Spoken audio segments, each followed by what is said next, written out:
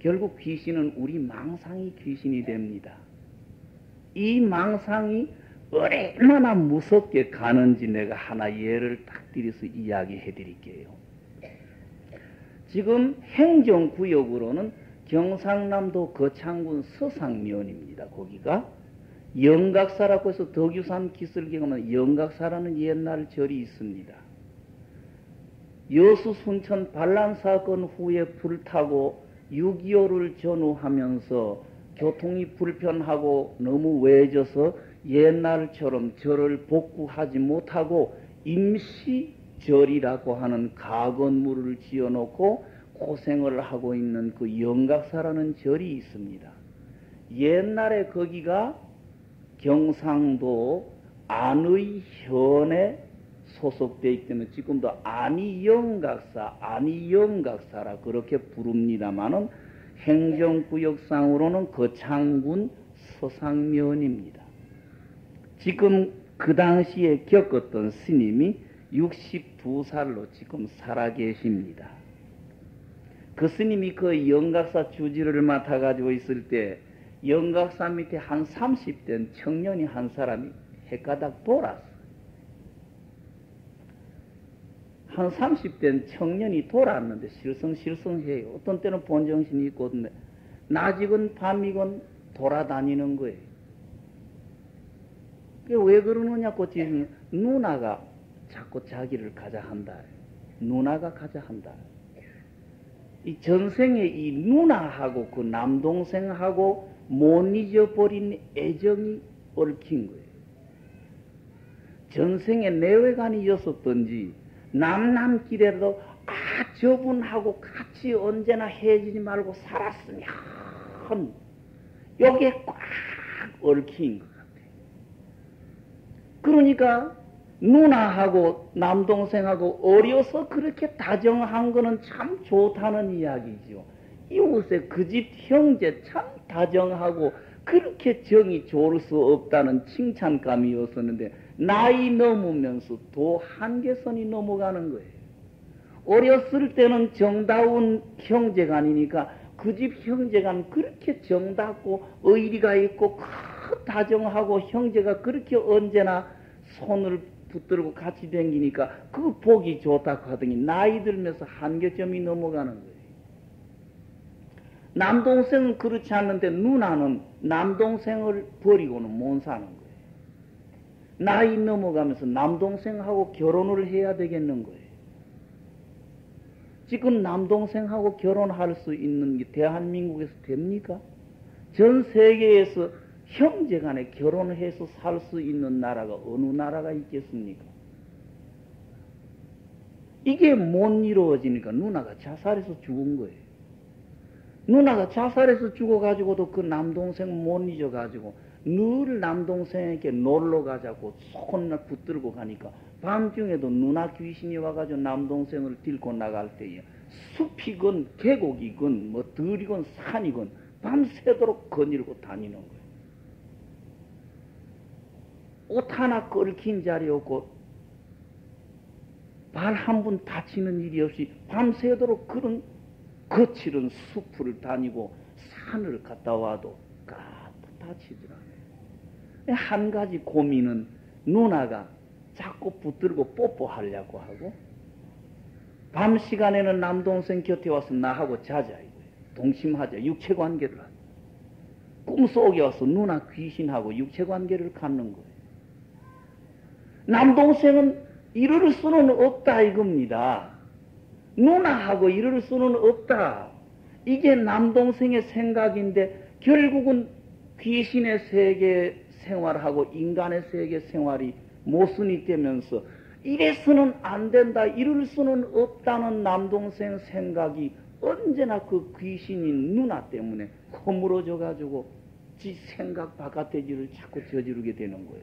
그 남동생이 반노이로제 겸 귀신이 붙어가지고 돌아다니는 거예요. 이게 결국은 전생에 잘못된 내외간이거나 내외간이 돼도 그 애정에 한 맺힌 이게 주춧돌이 됐거나 남남길에라도 아이고 내가 지금은 내 남편이 있고 내 아들이 있지만 저 사람하고 언젠가는 같이 살았으면 이게 결국 그 맺힌 한이 됐을 거예요. 결국 이런 걸 귀신이다 그래요. 우리 잘못된 생각, 순간적인 착각, 이게 못 이루어지니까 가슴 속에 끼는 거, 이걸 결국 영이다 하고 귀신이다 그래요. 여러분들은 지금 반쯤 귀신이 돼가지고 삽니까? 언제나 냉정한 사람입니까? 반쯤 귀신이 돼가지고 그 집념 못 잊어버리는 한 맺힌 그 한 속에 삽니까? 이게 결국은 모든 재앙의 근본이 됩니다. 어떻든 부처님의 제자들은 부지런히 정진하면서 좋은 일이건 나쁜 일이건 다 풀어버려야 됩니다. 잊어버려야 된다. 비워야 한다. 이거죠. 비워야 된다. 근데 비워야 된다는 건 내가 몇 년 전에도 여와서 말씀을 드렸을 거예요. 비워야 된다, 비워야 된다는 말은 쉬운데 여러분들은 비워지더냐고요. 아마 여러분들 2살, 3살 때부터 지금까지의 이 쓰레기통처럼 전부 다 기억하고 있을 거예요. 못 잊어버릴 거예요. 그만큼 비운다는 게 힘이 듭니다. 비운다. 그만큼 비운다고 하는 게 힘이 들어요. 이게 안 비워지면은 언제나 여러분들은 그 고민과 걱정과 거기에서 그 파생되는 제약장난 속에 얽혀가지고 벗어날 수가 없습니다. 이걸 결국은 벗어나야 한다는 것이 온 공을 조견할 때의 도일체 고액이라고 한 그 말씀입니다. 근데 이걸 온 공을 조견하는 데에 주초돌이 되는 것은 끝없는 전진이요, 향상이요, 발전이라야 됩니다. 예. 그래서 좀 더 부지런히 정해서 바깥쪽으로 자꾸 뭘 한두 가지 이야기 주소 담는 거, 낯설은 단어 이해하는 거, 이걸 불교로는 생각지 마십시오. 불교인은 어떤 방법이든지 좋습니다. 부지런히 거기에 집중시키는 노력을 해서 현재의 모든 망상념에서 자꾸 벗어나야 돼요. 이러지 않고서는 불교에 발을 들이놓은 보람이 없습니다. 언제나 그 속에서 허우적거리게 됩니다.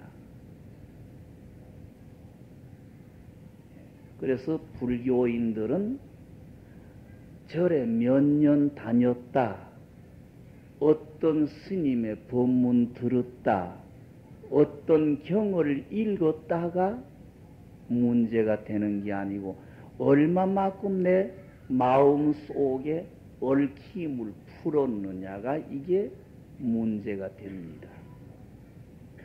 이거는 말 가지고 안 됩니다. 돈 가지고 안 되고도 벼슬을 가지고도 안 됩니다. 오직 힘이 들고 아파도 해야 되는 자기 노력에만 될 수 있지, 이거는 겉머리 모습 가지고도 안 됩니다.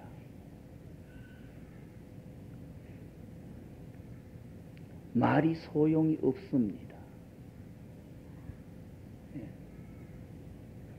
불교 경전 본 사람들 다 알 거예요. 지금 여기 촛불이 켜져 있습니다.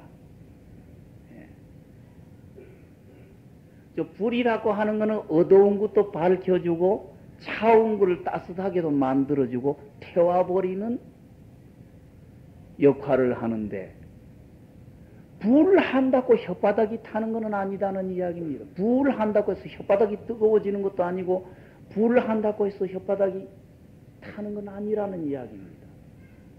그러니까 어디까지는 그 말이 이정표 노릇을 해주려는지는 모르지만은 언제까지나 그걸 붙들고 있을 때는 안 됩니다. 불이 실제 뜨겁다는 걸 체험을 해야 됩니다. 그러니까 불교는 이 말이 필요 없습니다. 단 여러분들의 끝없는 향상과 전진이 필요할 뿐 여기는 말이 필요 없습니다.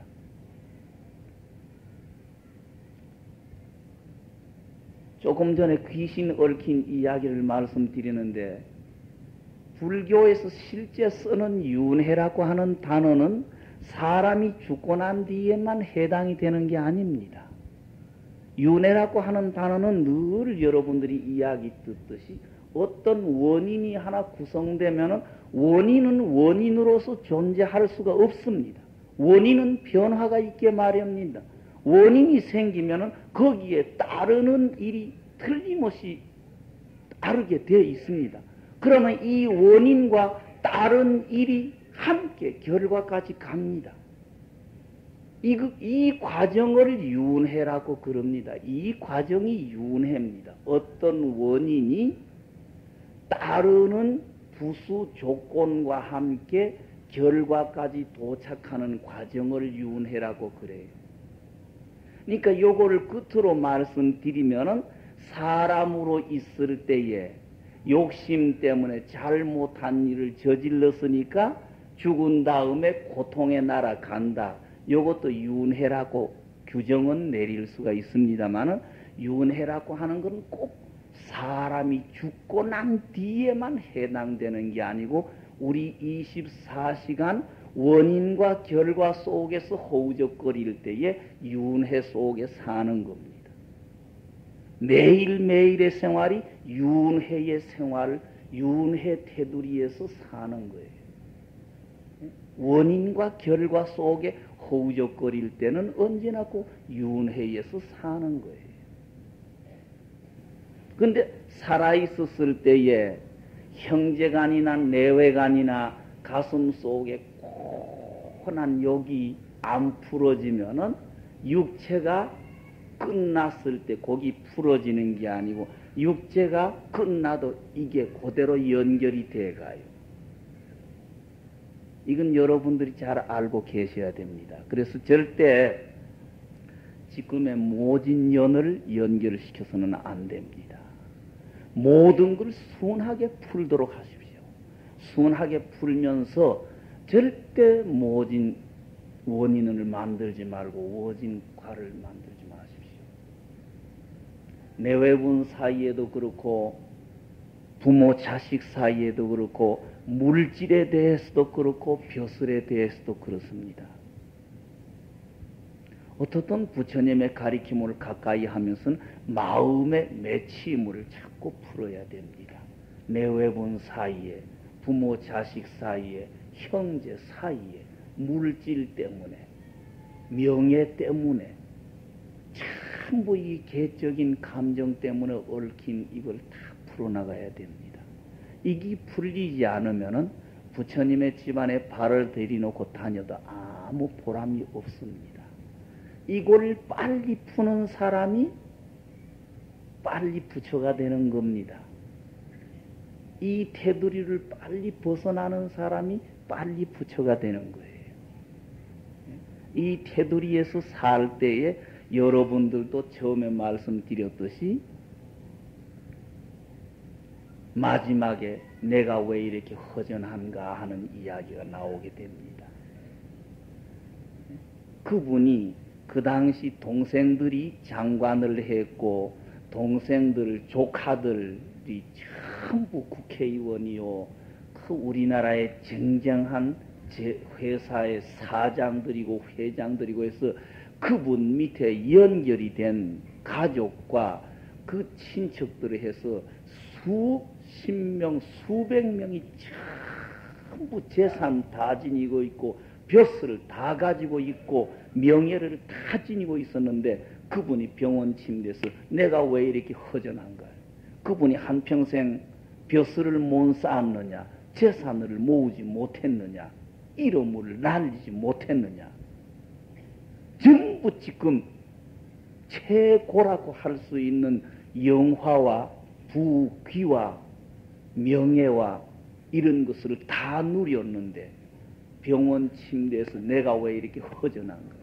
내 가지고 갈 걸 내놓으라. 근데 그때 그 부인이 병원 침대 곁에서 아무것도 줄 게 없더랍니다. 캄캄하더랍니다. 아무것도 줄 게 없더랍니다. 남편은 지금 병원 침대에서 내가 왜 이렇게 허전한가, 내 가져갈 걸 좀 내놓으라고 하면서 막 소리를 치면서 몸부림치는데 한평생 같이 살아온 부인이 곁에 서 있으면서 줄 게 아무것도 없더랍니다. 여러분들은 뭘 갖고 가실 겁니까? 한 번이라도 생각을 해보신 일이 있습니까?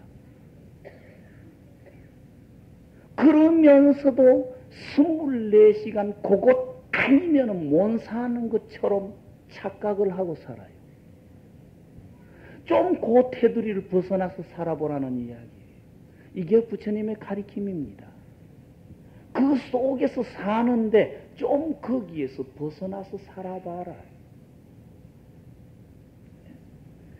요즘 뭐 변형이 돼서 이야기가 나옵니다마는 원 출처는 이웃나라 일본에서 출처됐습니다. 이웃나라 일본에서 지금부터 한 300년 전에 백운이라고 하는 큰 임재정 쪽에 걸출된 선방 스님이 계셨어요.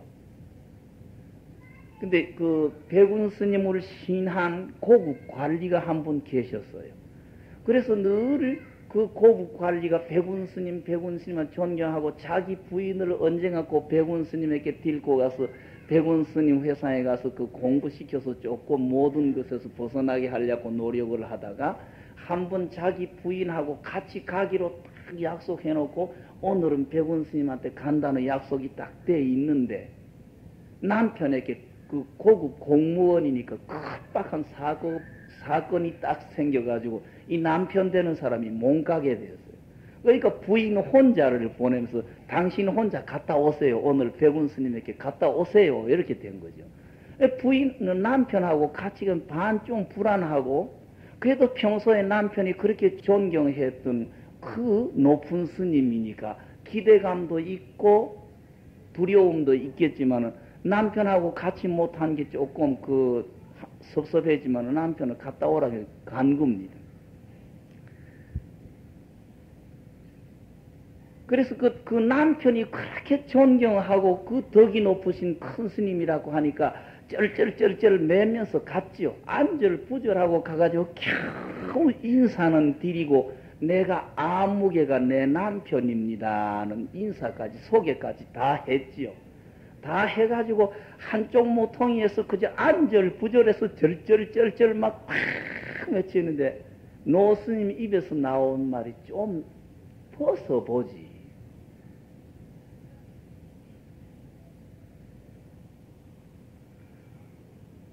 솔직하게 바로 받아들인 겁니다.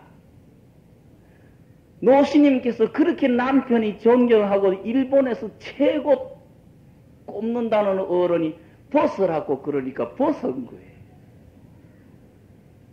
이 중이 엉큼하다 가더니만은 노장 아무 말도 안 하고 벗었다고 또 벗어보지. 그 다음에 또 벗으라는 거예요. 걷어 벗었다. 또 한결 또 벗었다. 또 노장은 계속되고 벗어보지. 벗어보지 하니까 자꾸 벗으라는 말 따라서 자꾸 벗었다. 나중에 가가지고는 이 마지막 네이만 딱 걸쳤는데 노장 말씀은 벗어보지. 이제 어떻게 유방이 나올 판인데 어떻게 그 젊은 부인이 그 난생 처음 이 깡깡 얼어붙어서 왔다가 이런 중하는 생각에 모멸감 때문에 화가 나가지고 얼굴이 하게 화가 나가지고 그 뭐 노장님 벗으라고 하는 말 듣지도 않고 다 주워 입었어. 다 주워 입고는 문도 닫아 놓고 뭐 집으로 돌아온 거예요. 집에 와서 뿔이 요렇게 솟아가지고 막 남편 올 때만 기다리는 거예요. 그런 고약한 중을 그 스승이라고 하고 가장 존경하고 뭐 그런 중을 갖다 뭐 존경할 거리가 뭐 있느냐예요. 뿔 따고 이렇게 나가셨는데 나중에 남편 되는 이거 저녁 저물게 돌아오신 거예요. 저물 돌아와가지고 어떻더냐 막 퍼붓겠지요. 그런 땡초 중 그런 땡초를 갖다가 큰 스님이라고 존경. 그놈의 중이 뭐 땡초 중에 상땡초고 엉큼하고 무엇이 어떻고 막 할 수 있는 소리 다 했겠지. 그래 남편 되는 사람이 얼동한다. 왜 그러느냐고. 그런 내 이 세상에 와서 그런 모멸감 뭐 그런 수모 당한 거 처음 당했다고 막 퍼보니까 남편이 나중에 좀 진정하라고 진정하라. 그 노신한테 가서 무슨 이야기 들었는데 그러느냐. 그놈의 노장 나 가가지고 인사하고 딱 앉으니까 벗어라 카대요. 그래서 당신 어째서 노장님 시키는 대로 당신이 그렇게 뭐 말씀 하나도 거역해서 안 된다 그러니까 벗어라 하기에 벗었지요. 또 벗었대요. 남편이 나중에 가서 박장대소를 하고 웃는 거죠. 그래서 마지막까지 벗어보지 왜 그러니까 당신도 똑같은 사람이라고 화를 낸 남편이 야 이 사람아 내 얼굴이 똥칠했네. 노스님이 옷 벗으라고 분명히 옷 벗으라고 하더냐 이거예요. 옷 벗으라고 했느냐 이거예요. 생각해보니까 벗어보지 그랬지 옷 벗으라는 소리는 안 했다 이거예요. 자기가 혼자 옷을 벗으라고 착각하고 벗은 거지 노스님이 옷 벗으라는 소리는 안 했다 이거예요. 세상에 살다가 보면 명예하고 그 이름하고 그 고급 공무원 집에 점잖은 사모님이라는 분이 절에 와가지고 쩔쩔쩔쩔 매고 있고 큰 스님 앞이다 뭐 부처님 앞이다 큰 스님 앞이다 하는 전부 얽힌 게 있으니까 좀 확확 털어버리고 좀 자유스럽게 해보라 좀 편안하게 해보라는 이야기 자기가 착각해서 벗었지 노스님이 옷 벗으라는 소리는 안 했다 이거예요. 당신이 너무 그렇게 한쪽 기팅이 얼어붙어 가지고 있으니까 딱하니까 좀 편안하게 구속받지 말고 이 큰 스님이라는 앞에 왔다는 그 어려움 내 남편이 아무개이기 때문에 이런 자리에 실수해서도 안 된다는 거 당신의 집안이 어떤 친정 집안의 어떤 집안인데 어떤 학교 다니고 어떤 교양 속에 살았다는 이 테두리 좀 벗어놓고 좀 편안스럽게 편안하게 좀 자유스럽게 이렇게 해보라는 이야기였었다. 끝에 가서는 결국은 물질이다 이름이다는 허영에 끓긴 그 이름의 테두리를 벗으라는 이야기인데 당신 거 가서 노스님 벗어보지 한다고 해서 옷 벗었으니까 당신뿐만 나까지도 도매로 막 망신 다 했다고. 그 소리 들어보니까 남편 말이 옳은 것 같아요. 노스님은 옷 벗으라 소리는 안 했다. 좀 벗어보지 했는데 자기 자꾸 벗었다는 이야기입니다. 그 후에 그 남편하고 가서 다시 인사를 드리니까 오늘도 좀 벗어보지. 그렇게 했다고 하듯이 우리는 벗고 살아야 됩니다. 예? 어떻든 부처님의 제자는 벗고 살아야 됩니다.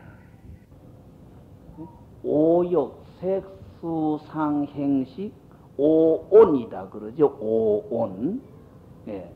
오온의 테두리를 좀 벗어나서 살아야지. 오온의 테두리에 갇혀 있을 때에 언제나 그 오온의 테두리에서 생기는 고민과 걱정과 거기에서 파생되는 삼재, 팔란, 삼고, 오고, 팔고 하는 이 제약 장난을 벗어날 수가 없습니다. 이 테두리에 얽혀가지고 사는 게 결국은 죽은 다음에도 그걸 풀지 못하고 다음으로 얽혀가는 귀신을 만들고 바다를 얽혀놓고 큰 눈에 보이지 않는 액난 속으로 힘몰아가는 게 결국 우리의 착각입니다. 착각, 번뇌, 망상, 나다 하는 것, 나다 하는 것을 주초돌로 한 잘못된 착각 때문에 그 모든 재앙과 액난과 고민과 고통이 만들어집니다.